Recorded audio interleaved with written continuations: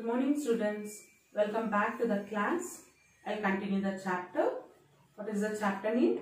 A key element of a democratic government. In last class, I have explained about the participation, one of the key element. In this class, I'll explain about the conflict.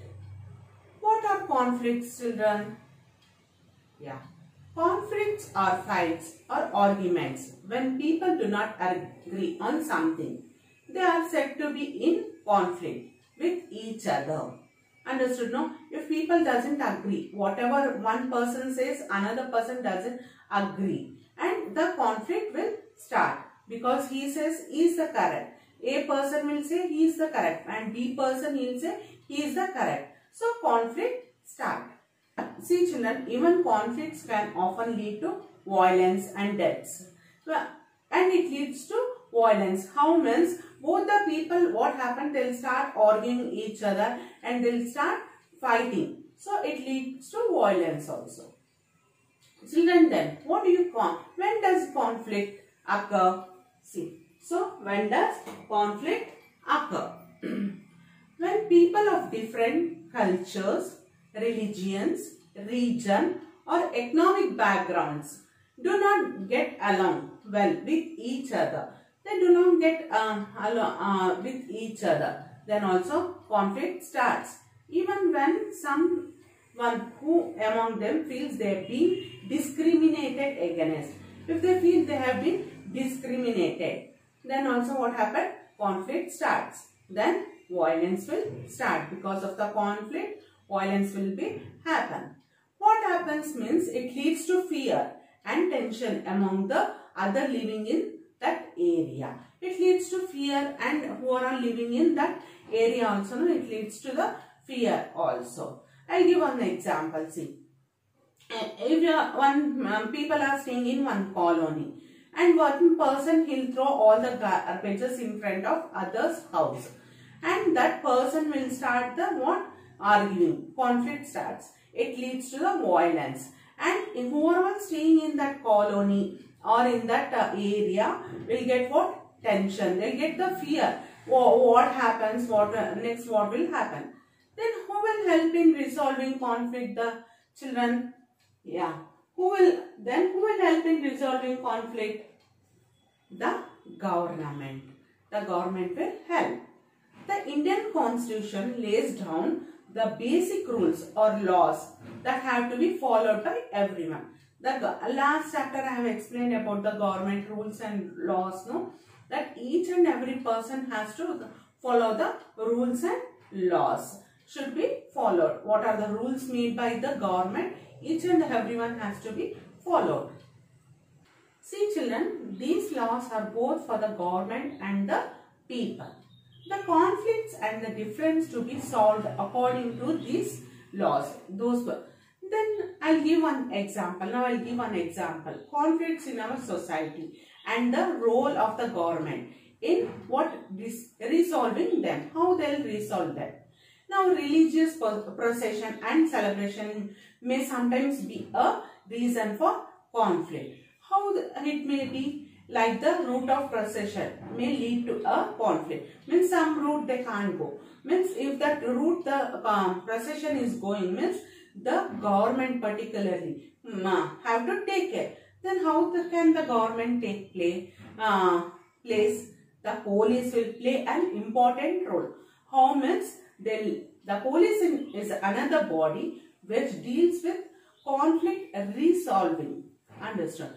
The police will maintain law and order. The police person will maintain the law and order. He'll take care of the how the procession will go, and no one should throw the stones. The policeman will take the law and order.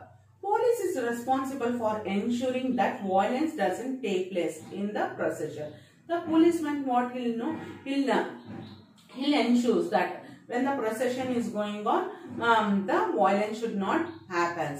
No one should throw the stones. Some people will be there, they'll throw the stones and they want to create the violence or conflict. The police will take care about the procession. Should not go any violence or any conflict. Understood? No? So the government and the policeman will take care about these things. See children, even so many reasons are there. Like many things will become a conflict.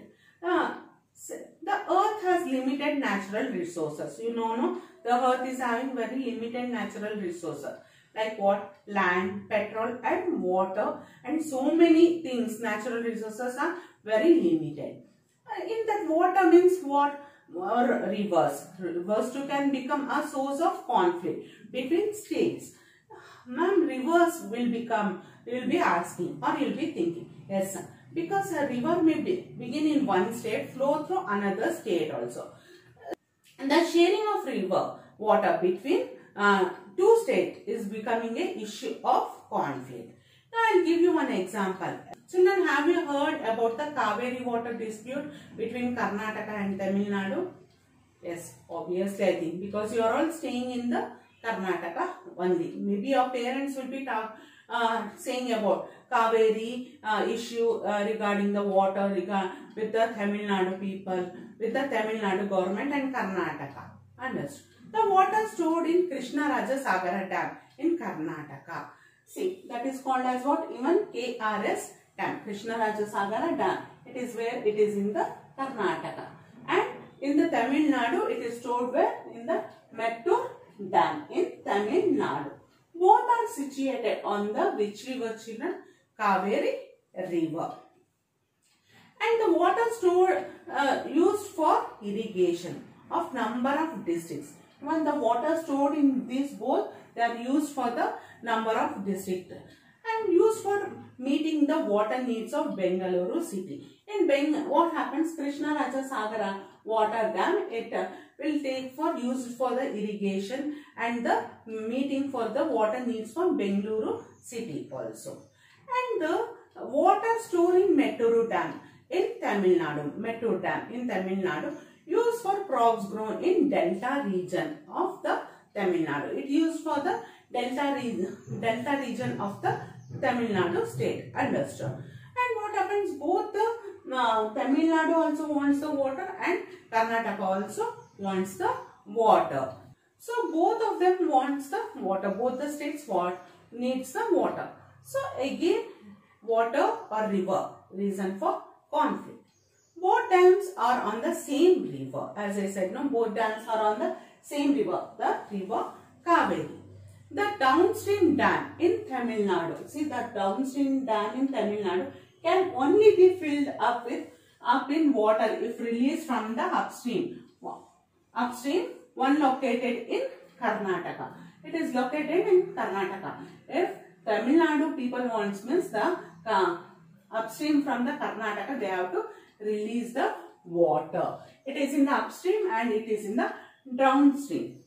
These both the states will not get as much water they need for the people in their state, because population is also growing. So how much water they want, they won't get. In summer, water scarcity will be there because we are need of the rains. When rain is there, the dam will fill.